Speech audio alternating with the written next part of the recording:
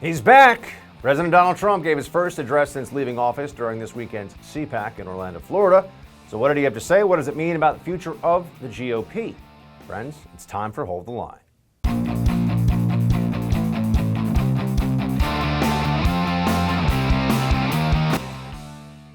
Do you miss me yet? Do you miss me yet? A lot of things going on. To so many wonderful friends, conservatives, and fellow citizens in this room and all across our country, I stand before you today to declare that the incredible journey we begun together, we went through a journey like nobody else. There's never been a journey like it. There's never been a journey so successful. We began it together 4 years ago, and it is far from being over. Welcome to Hold the Line. I'm Buck Sexton. President Trump back in the fight, back in the mix. A lot of people happy to see that. I was down at CPAC, and I can tell you the atmosphere at that conservative conference was electric for the days that it went on. People were very excited to see each other, to be in what felt like the free state of Florida compared to much of the rest of the lockdown states across the country. Leaving New York and going down to Florida for me was probably the closest thing an American can experience in 2021 to being a East German making their way to West Germany circa 1965. That's what it felt like, at least. President Trump, though, has a lot on his shoulders at this point. He is still believed to be the future of the Republican Party. But what does that mean exactly? The CPAC straw poll had him winning an overwhelming majority, but the presidential election, as we know, is 4 years away. A lot can change between now and then. And what do we do in the meantime? What happens to the Trump movement, to Trumpism in general? Well, one of the first steps, of course, is to determine that Joe Biden is not the person that the Democrat and the mainstream corporate media pretended that he was. That was one step in Trump's whole process here, describing what we've seen so far, so that we can all be very clear. Even those Republicans who perhaps never really felt the need to scream MAGA, even those on the right who were never really true believers in the Trump movement, they should see what's going on here with Joe Biden and understand that there are very real ramifications of the perpetuation of these left-wing policies. It's going to hurt Americans. It's going to do bad things for the country. Here's how Trump assessed Sleepy Joe Biden month one. We all knew that the Biden administration was going to be bad, but none of us even imagined just how bad they would be and how far left they would go. He never talked about this. Joe Biden has had the most disastrous first month of any president in modern history. That's true. Already the Biden administration has proven that they are anti-jobs, anti-family, anti-borders, anti-energy, anti-women, and anti-science. It has been my assessment all along that the single best asset that the Republicans have for unity is the actions, or are the actions, of the Democrats in charge, particularly Joe Biden and his administration. Canceling the Keystone XL pipeline, sending John Kerry around to clink frothy lattes with people talking about climate change in Davos or in some European capital. Who cares? That's the kind of stuff the Biden team's focused on. That and essentially destroying our southern border and national sovereignty, kicking it wide open to anybody who wants to show up here. This is what we're seeing. These are the very radical left-wing policies that we warned about all along. It's not pro-growth. Look at what the actual so-called rescue bill, which is really just a Democrat wish list bill about COVID. Well, look what it really does. 9% of the money goes to COVID relief. The rest of it goes to whatever Democrats feel like spending money on. So the president's diagnosis of the problem we face from the Democrats was clearly spot on and was rousing for people to hear. But there were a few areas where he really hit home hard, I think. And one of them was on the schools. If there's one place where you can see that the lockdown mentality has been an abject failure, not rooted in data or science, but in anxiety, mass panic, and politics, and these days more so than anything, it is the politics of this. It's the teachers' unions wanting to get their full pay for staying at home while pretending that they're so concerned about their safety. Trump, one of the great things about Donald Trump when he was president and continuing on now is he just cuts through the nonsense and says it. And here's what he said about schools and the teachers' unions. The Biden administration is actually bragging about the classroom education they are providing to migrant children on the border, while at the same time millions of American children are having their futures destroyed by Joe Biden's anti-science school closures. There's no reason whatsoever why the vast majority of young Americans should not be back in school immediately. There is no good reason. They can talk about the need for vaccinations for all teachers, but even some teachers' unions have said after vaccination they still don't want to have their teachers go into the classroom. Look, some people have viewed this as an opportunity to get work from home, far more comfortable schedule, easier lifestyle for them. Other people get to do the frontline work of making food, delivering packages, providing medical care, being law enforcement, all these things. But teachers get to stay at home and Zoom teach. That's what, while their private school and parochial school, Catholic school peers have been showing up since the beginning of this school year.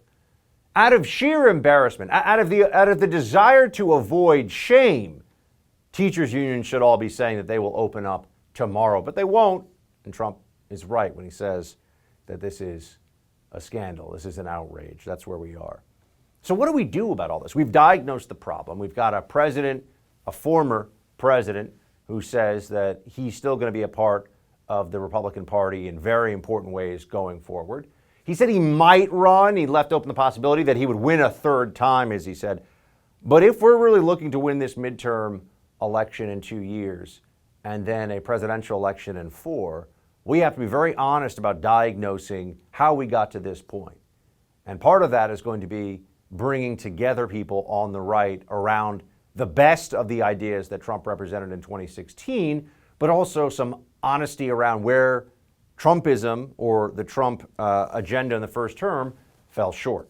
What should not happen is what the left would love to see, which is an all-out GOP civil war. A dispute, a debate, an argument among family members, but trying to tear each other down and destroy each other's political careers on our side is counterproductive. And certainly founding a new party would be, from a political standpoint, nearly suicidal at this stage. And even Trump said so.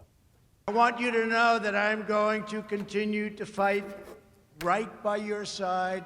We will do what we've done right from the beginning, which is to win. We're not starting new parties.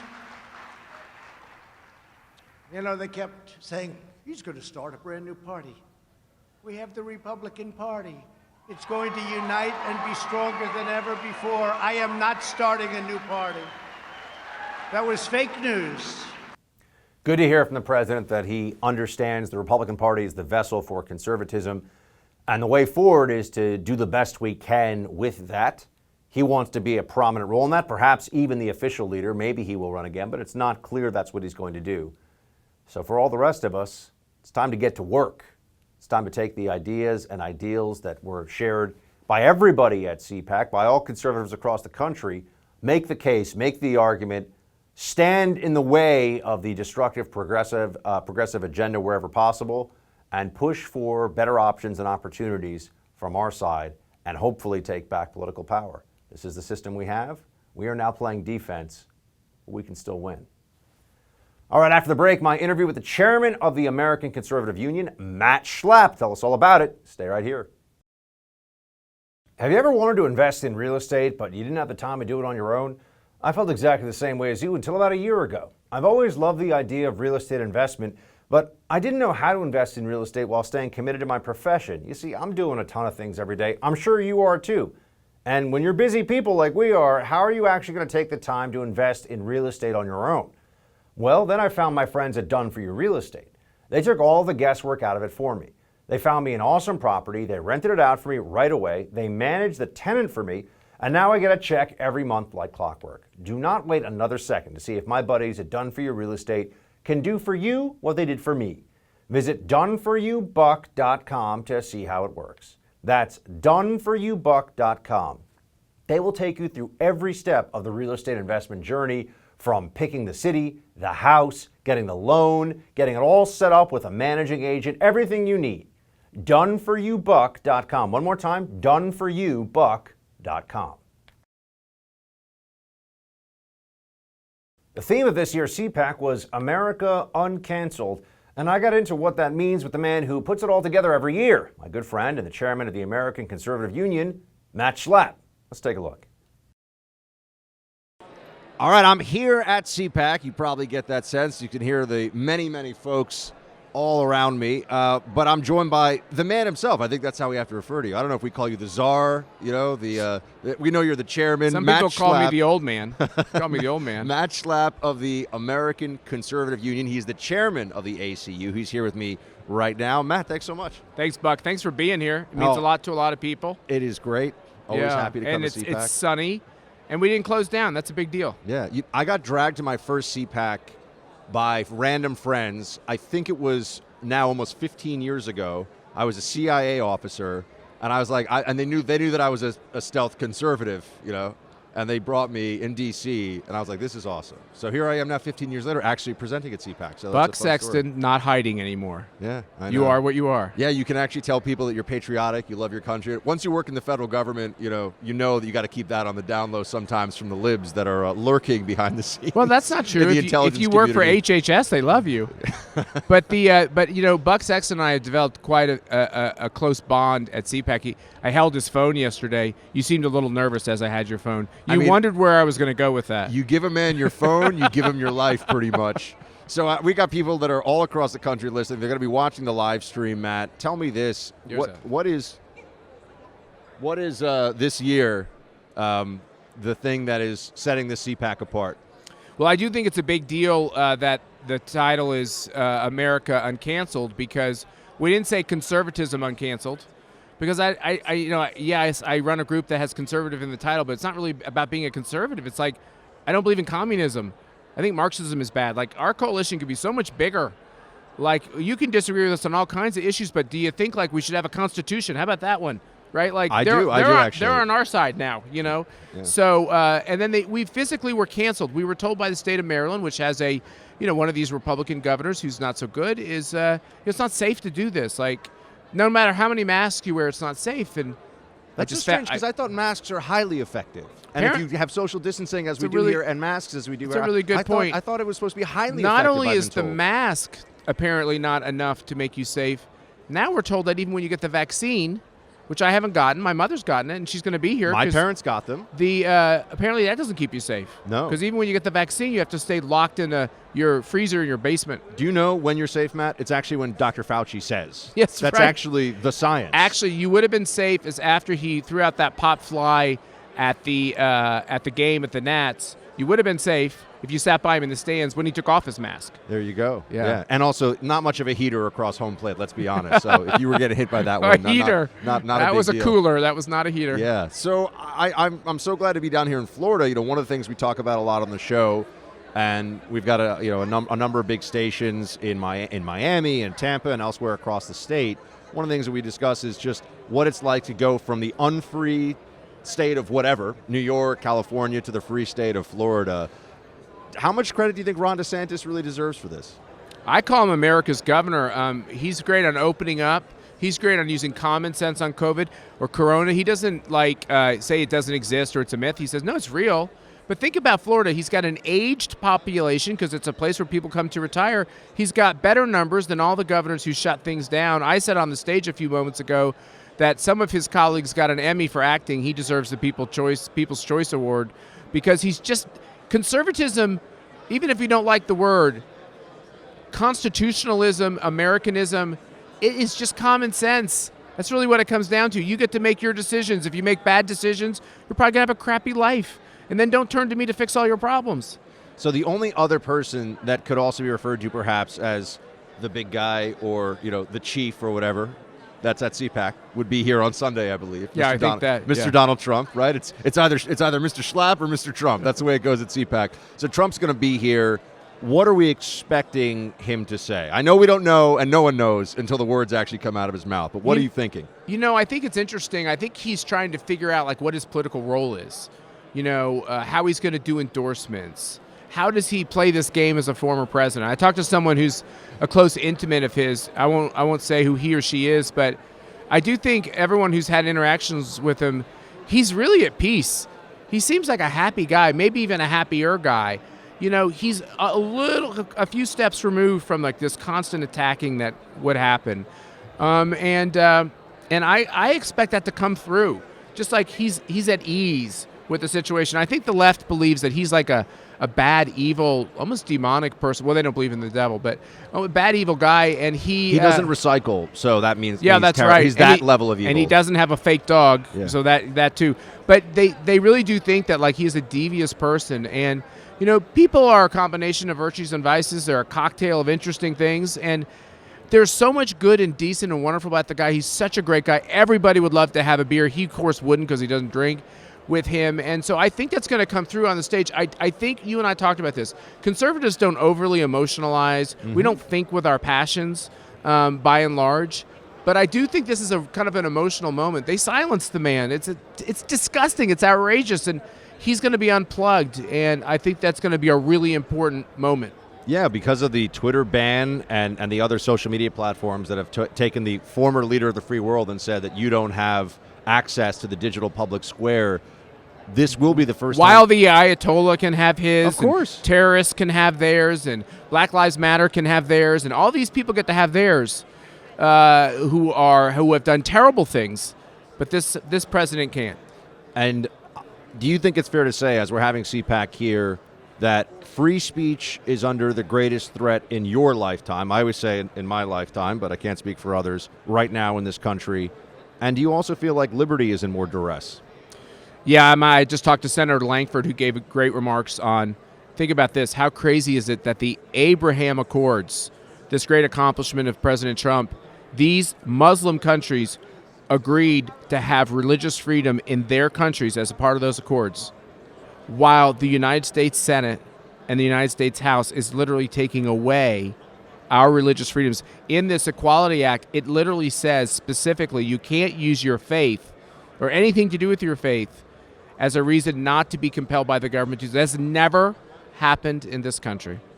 Matt, thanks so much for putting this all together. Thanks, Buck. Thanks for being here. People here. Where can folks who are curious to be able to watch this on a stream or on YouTube? Or you can go to our website at conservative.org. That's the best place to go. But I'll be honest with you, Buck, we've had some issues already. I hope the center holds and that conservatives, when they come together, and liberals, we talked about Alex Berenson being here, formerly of the New York Times, everyone should be able to speak on that stage. And if any of these companies throttle us, stop us, cancel us, there is going to be hell to pay. And that is what's going to rip this country apart in the end. It'll be these people with power from the left who say that conservatives must be silenced. They will rip America apart, and it'll be irrevocably. And so let's hope that the center holds and they do the right thing. Matt Schlapp, chairman of the ACU. Matt, good to see you. Thanks, Buck. Talk to you on stage. Accusations of sexual harassment against Governor Andrew Cuomo have now been leveled by two former staffers.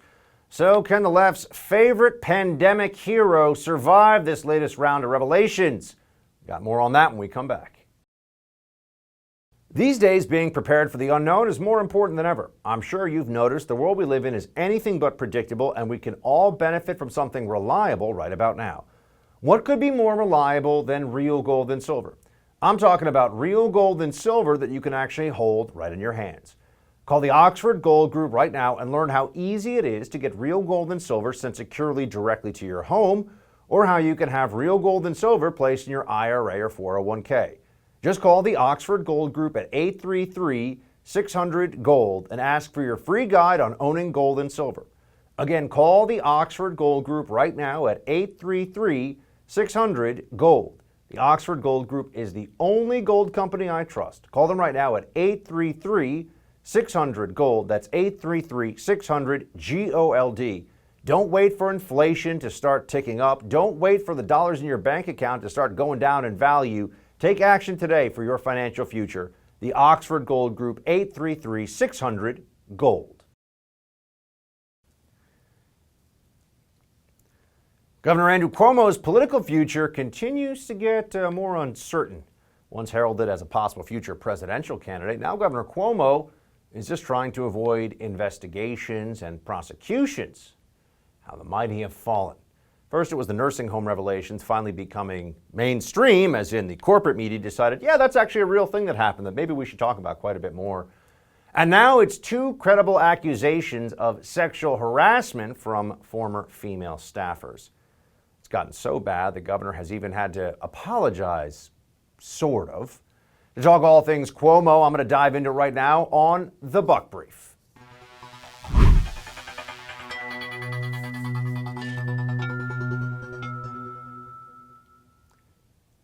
Our friend Carol Markowitz of the New York Post put it this way in an article in Newsweek, but she is a Post columnist. With the latest news of cover-ups and lies in the Cuomo administration, it's not just Cuomo who owes New Yorkers an apology and a commitment to do better and to be more honest. It's the media who covers him. This is essential, everybody. You have to see what's really going on here.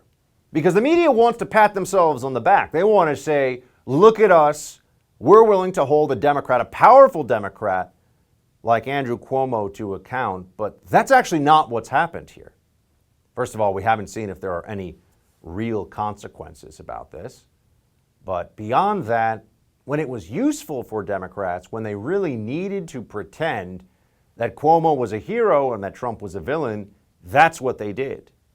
And that's why, yes, now all these different stories and revelations are coming out, and also when you juxtapose Cuomo's personal conduct when he's in office and the way that he treats subordinates with the kind of Me Too hero stuff that he held up as the way he is in the past, pretty tough stuff to look at and accept was meant honestly at all. Here's Cuomo this is from a while back on the Me Too movement. Here's what he said about it. For women, that this administration chronically exemplifies. After the Me Too movement, they did absolutely nothing when it came to sexual harassment. They have always diminished the charges of women. Always, consistently. And they're doing it again. To cheapen or ridicule the pain a woman suffers from a sexual attack is disgusting. Sexist and disgusting. To second guess how a woman should have acted after a sexual attack is sexist and disgusting. It's just insensitive. You don't understand the pain. You don't understand how the system tortures a person who wants to come forward. Yeah. He doth protest too much about how much he cares about Me Too, doesn't he? Not a surprise there at all. But Governor Cuomo has all along, whatever the storyline is, whatever the issue is that's going to be front and center and where he can make himself look like a hero, that's what he pounces on. It just seems kind of ironic that in many cases he is a violator of the very precepts that he is pronouncing on TV. That was Cuomo before on Me Too. Here's how he was talking to a local news reporter about a sausage not too long ago. Will you eat the whole sandwich? I will eat the whole sandwich. Yeah? Okay. Who made sausage? I can eat the whole sandwich. Food. It wasn't like this 15, 20 years ago. It was when Rick Blasio did I think. Oh, yeah. That's right. Yep. Yeah, shoot it. Oh, thank you. Thank you. Oh, no. Yeah. I want to see you eat the whole sausage. I don't know if I should eat the whole sausage in front of you, but I'm definitely going to eat it. The whole sausage. You hear the women who have come out so far, and they have very credible allegations, including a forcible attempt while he's her boss to kiss one of his female subordinates. Let me just be very clear. The story about the nursing homes is a much bigger story in terms of the impact that it had. That was thousands and thousands of people who died. And there's a very good chance that some of them died because of the order that Governor Cuomo gave. And yet the media was willing to downplay that. They, in fact, were willing to allow him to get away with being some kind of hero during the pandemic and get an Emmy and write a book. But it's only now when there are some Me Too style allegations out against him that it seems safe for the liberal media to say, this guy might actually have a problem. Here is Maggie Haberman of the New York Times saying just that. Look, hearing Andrew Cuomo apologize for anything is breathtaking. I have covered him on and off for 20 years, and I can't remember another time when he has done that. I think it speaks to the degree to which he knows he is in real trouble. I think he was trying to avoid having Tish James, the New York Attorney General, end up with an independent probe into what has happened. I think he resisted that repeatedly. I think ultimately he had to throw up his hands and give in to it yesterday. We saw multiple statements from his office come out about such a probe, and eventually he appeared to just give in. An independent probe now of these allegations. Who wants to guess that there'll be others? There'll be other women that will come forward with stories, or at least those stories will be in some way discovered in this whole process. Everybody knew that Andrew Cuomo was a bully and a jerk and a thug all along. They've all known it. Why didn't they report on this? Why didn't they tell the truth about the nursing homes or get on the stories here sooner about the way he treats women? Everyone's known about this. Why wasn't this a story sooner? Because in 2020, he was useful for attacking Donald Trump. So he had that special invincibility of being a useful anti-Trump tool. And now that Trump has lost, it's safe for them to pretend they're actually doing their jobs in the media. What a shock. All right, I had a chance to sit down with Utah Senator Mike Lee this weekend at CPAC to discuss the scourge of big tech censorship, one of the central themes of the whole CPAC conference. My interview with Senator Lee is up next. Staying with the theme of America Uncanceled, Utah Republican Senator Mike Lee joined me at CPAC to discuss his legislative fight against big tech suppression and the threat that coronavirus lockdown policies pose to our free speech, liberties, and the Constitution. All right, here at CPAC with Senator Mike Lee of the great state of Utah. Senator Lee, good to see you. It's been a while. Good to see you. So I am angry about some things going on in America right now. I want to ask you about them because I'm hoping you're going to try to help fix them. I believe that's part of your job, part of your mandate, right, in the Senate. I want to start with big tech. The suppression of ideas and speech that's going on right now is unlike anything we've ever seen before in this country. Big tech is now effectively acting as an arm of the DNC. You're trying to deal with the legislative side of this. You get a lot of pushback from people saying you're either not doing it the right way or not doing enough. You're telling me you have a bill right now to deal with big tech. How do we tackle this giant so that we have free speech again in America? We tackle it by identifying what the problem is. We've had at the outset some challenge in the fact that when government acts to restrict free speech, we've got one set of tools, the First Amendment tools. When a non-government actor does it, ironically, it's the same thing, the First Amendment, that serves as a tool against that. But the way we should address this is by recognizing that while anyone has the power to start a company, start a business, and be liberal hacks, be liberal shills, to do whatever they want to get their message out there, they can do that if they want. But what they can't do is defraud people in the process of doing it, deceive people into thinking they're offering one service when they're in fact offering another. The bill I have introduced recently in the Senate, it's called the Promise Act, would give the Federal Trade Commission the authority to pursue aggressive enforcement action against any online provider, including and especially social media companies, who say one thing about their content moderation policies, say one thing on their policies themselves or through their CEOs, who say, oh, we're not going to tip the political scales one way or another, and then do the opposite, where they facilitate leftist speech, but they suppress and deplatform conservative speech. That's what's been happening. Would that open up then the lawsuits that seem to be necessary to get these big tech companies to stop the obvious suppression of some ideas they don't like? I mean, what would the actions, what would be the teeth in the bill? Oh, okay, so the action would be an order from the Federal Trade Commission, which would then have the power to issue heavy fines and otherwise punish companies that do this.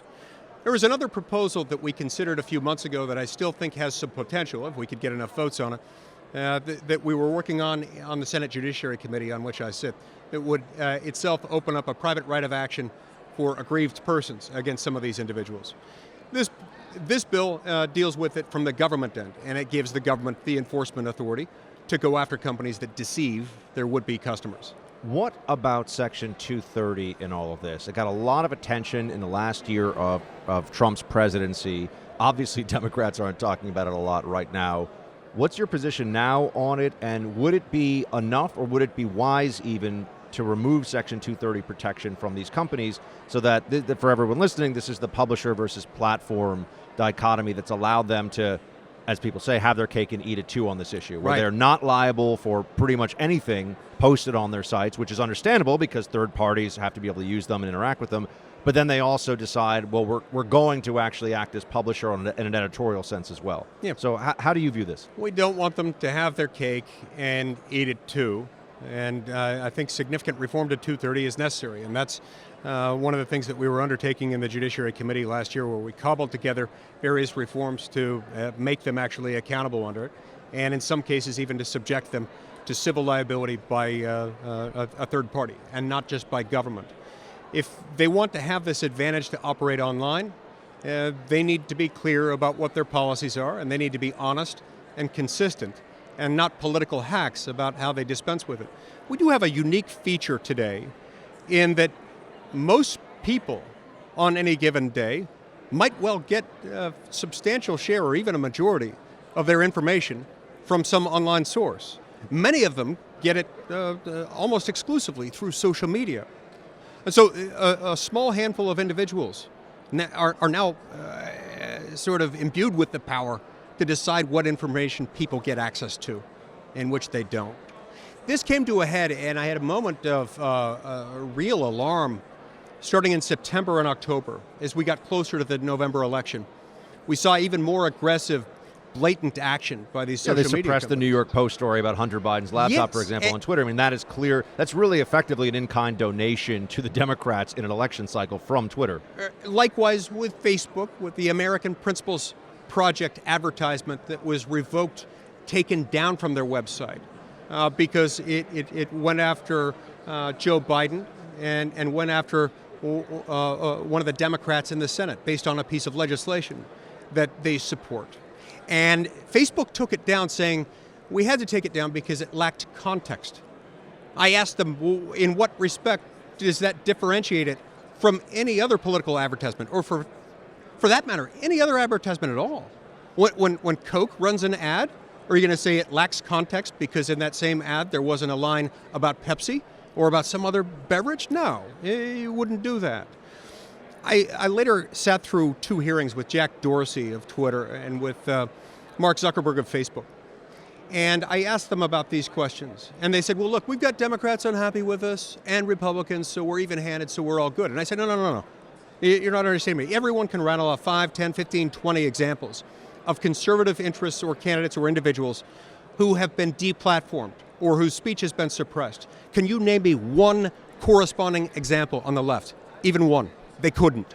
Yeah, it's very clear that this is ideologically motivated, and anybody who knows people, as I do, who work in some of these Silicon Valley giants will tell you that the wokeness has really overtaken it. I mean, there even people that understand that this might not be long term smart for their business model are afraid of getting mobbed by the PC police inside their own institution. We're speaking to Senator Mike Lee of Utah, for everybody who's joining us. Senator Lee, at the state level, I know you're handling things at the federal level, but you're also a man who understands the law and the constitutionality of these issues. Is there much that Utah, perhaps Texas, other states can do to deal with this? I know Governor DeSantis of Florida had said that he's trying to provide state-level protections. How do you see their role in this? Because while you're in the Senate right now, as we know, the Democrats have a de facto majority. So you might have to wait a little while before this bill can get through that you're proposing. What can states do to protect people so that they actually have free speech rights in the digital public square? Okay, so first and foremost, it's at the state level where most law enforcement should happen rather than at the federal government. We can't ever allow it to be concentrated so much at the federal level that states don't have authority. It is also worth pointing out here that when someone is defrauded within their own state, when someone is lured in with one set of promises, it turns out to be false, as can be the case with digital online service providers of one sort or another, including social media companies. That can also be a state offense. In fact, most criminal offenses, nearly all torts are state offenses. So if we analogize this to a state tort of some sort of deceptive trade practice, yeah, that ought to be something that states can and should enforce on their own, independently of anything Congress is able to put in place. I want to pose to you something, just a general question. I want your reaction to it. The statement that the Constitution and individual liberty seem to be under more duress, more threat for the last 12 months in this country, basically since the start of the pandemic, than in living memory. What do you think of that, and why haven't courts stepped up? Why hasn't there been more of an effort to restore liberty, whether it's religious freedom, whether it's freedom of assembly, areas where there's a clear constitutional violation and overreach by these lockdown policies? It's because this effort has arisen during an emergency. And this is one thing that we've got to be clear about every single time we talk. There is no country on earth that has moved in a socialistic direction or toward any type of totalitarian regime in the absence of a purported emergency. The existence of an emergency, including a global pandemic, is not a reason to disregard the protections of the Constitution. It's quite to the contrary, a reason to be more vigilant about them than we ever have been. People have assumed that it's somehow okay to restrict the freedom of assembly during the pandemic. People can choose to do that if they want, and they may want to consider that for one or more health reasons that they may have. That always has to be up to the individual or to the organization in the private sphere. My reading of the Constitution, my reading of that portion of the First Amendment, says that that's not an option for the government. We should never let it be. Senator Mike Lee of Utah, appreciate you coming by. Thanks so much for joining us today. Thank you, Buck. Should one-year-olds be forced to wear masks on commercial planes? At least one airline thinks so. That story and more up next on tonight's Quick Hits. You never thought COVID could cost you your home, right? Well, it actually can, because cybercrime, for one thing, is up 75%. And by far the most serious cybercrime to worry about is home title theft. That's right, cyber criminals, foreign and domestic, are now after our homes, and it's easier than you'd think. The title documents to our homes are online now. The thief finds your home's title and forges your signature on a quitclaim deed stating you sold your home to him. Then he takes out loans on your home and leaves you in debt. You won't know until late payment or eviction notices arrive. Insurance doesn't cover you, and neither do common identity theft programs. That's why I protect my home with Home Title Lock. The instant Home Title Lock detects someone tampering with my home's title, they help shut it down. Just go to HomeTitleLock.com and register your address to see if you're already a victim of this crime and don't even know it. Then use code RADIO to receive 30 free days of protection. That's code RADIO at HomeTitleLock.com. Again, code RADIO once you go to HomeTitleLock.com.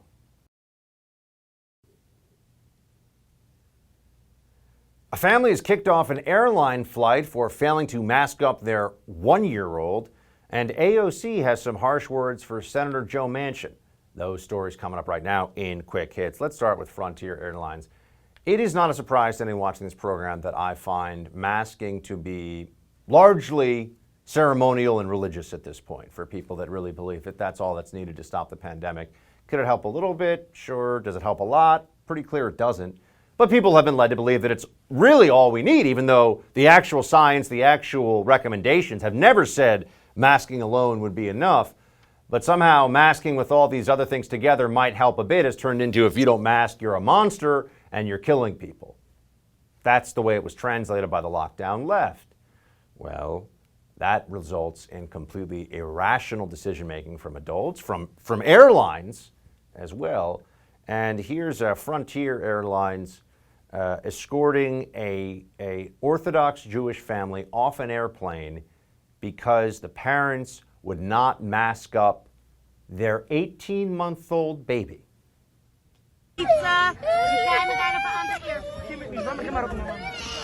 Everything because a one-year-old didn't have a mask.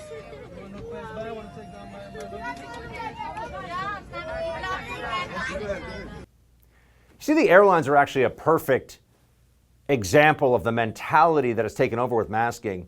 Airlines are the one place where a lot of us had experienced stupid rules ridiculously enforced before the pandemic, right? You know, oh, turn off your electronic devices because it could block the... No, it really can't. That's actually not real. Otherwise, you know, somebody having their cell phone on and forgetting to turn it on to onto airplane mode could crash the plane. That's crazy. Or even disrupt the communications. It doesn't happen. But these are theoretical problems that are enforced with religious zeal by the airlines because they can. Well, they're the most absurd enforcers of the largely theoretical benefit, if any benefit at all, of masking up kids, even though, guess what? The CDC says masking kids under 2 is not necessary and not advisable. Well, what we really need to do is get everyone to figure out what their state and local exemptions are under health reasons for masking, and then just start claiming those exemptions. And when someone pushes you on it, say that you have a HIPAA right to not tell them what your exemption is. We need to start using the law against these little petty totalitarians. Or you can clap and cheer when they kick 18-month-old babies off airplanes with their families for not being masked, because it's so dangerous to the people around them, while they're all sitting there drinking and eating and mask up, mask down, mask up, mask down.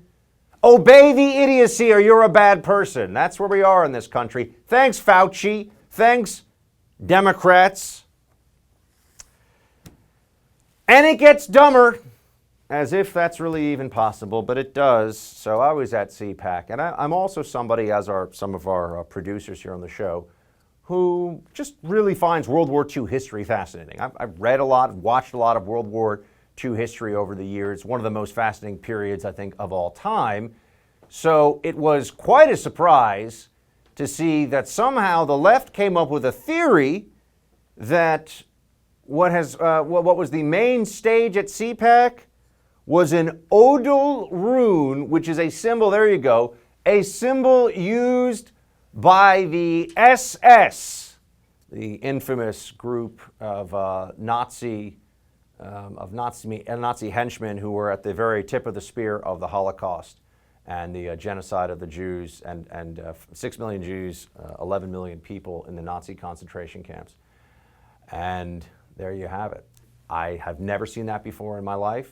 I never would have thought that that stage was that on, and I think only a person who's emotionally unwell would see that stage and think, yeah, the red, white, and blue, America, all the lights and everything, it's a Nazi ODAL RUNE. But the major news outlets went with this. They even tried to pressure Hyatt, and thankfully Hyatt responded with, we're just trying to let people, have their conference here. We hate, have nothing to do with it.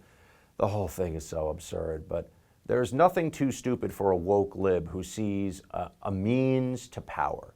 You have to remember that. There's nothing that's too absurd, too dishonest. If they see a pathway to power, they will take it. And if that means slandering people, lying about their intention, lying about what they're saying or what they mean, they're fine with that. They got no problem with that. It's fine. Oh, gosh. Oh, and there's one more. Let's do Ali Velshi, too. Here's a guy at MSNBC. Here's how he I was at CPAC, so I'll tell you here's how he describes what was going on at CPAC. But that's not conservatism. Bragging about actions that led to a right-wing mob storming of the Capitol is not conservatism. Hatred and bigotry are not inherently Republican values. They seem to be these days. Any Republican who didn't sell their soul to Trump will tell you that. But let's also be clear. It doesn't matter what they or I think, because when it comes to the GOP, Trump is a king. He's a pagan god, as Michael Cohen told me last hour. He won the Civil War within the Republican Party, and now traditional conservatives are paying the price for it. Those thousands of former Republicans who defected in disgust instead of trying to fix the problem, well, they left the party ripe for Trump's taking. A cesspool, racism, otherism, all that stuff. CPAC was actually full of a lot of really nice people coming together to share ideas and see some of their favorite commentators and hosts and writers and just hear some speeches, have some nice meals, be around people of shared belief. Oh, so un-American, right? The right, the freedom to assemble, freedom of speech. The left hates these things now. Remember that. They hate them. All right, that's it for tonight's Hold the Line. The No Spin News with Mr. Bill O'Reilly is up next. Shields high.